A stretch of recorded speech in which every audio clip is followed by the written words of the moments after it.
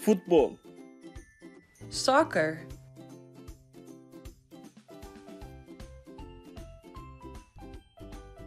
Pegok.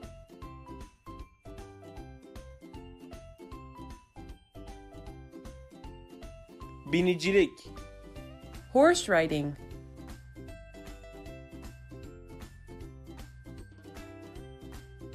Sualbazi.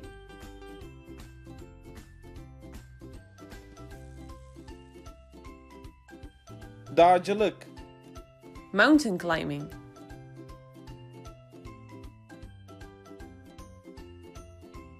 Ciageri.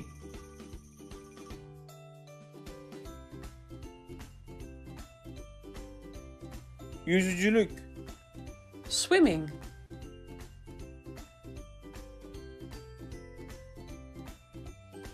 Sobekari.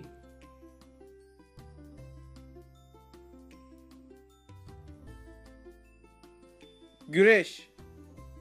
Wrestling.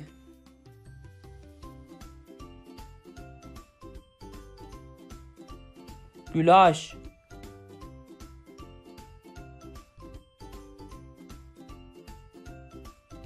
Kayak. Skiing.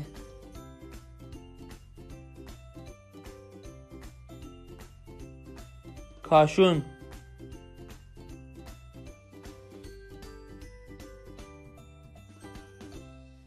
Koşu. Running.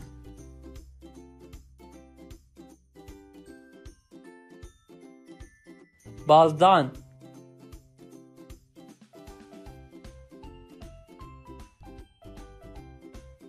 Okçuluk. Archery.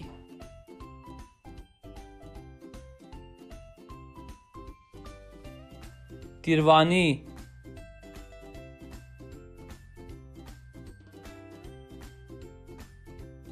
Bisiklet. Cycling.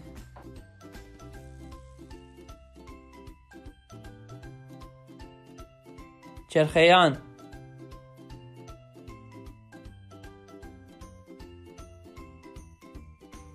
Halter. Weightlifting.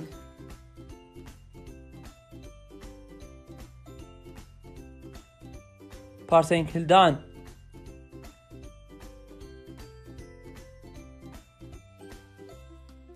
Masa tenisi. Table tennis.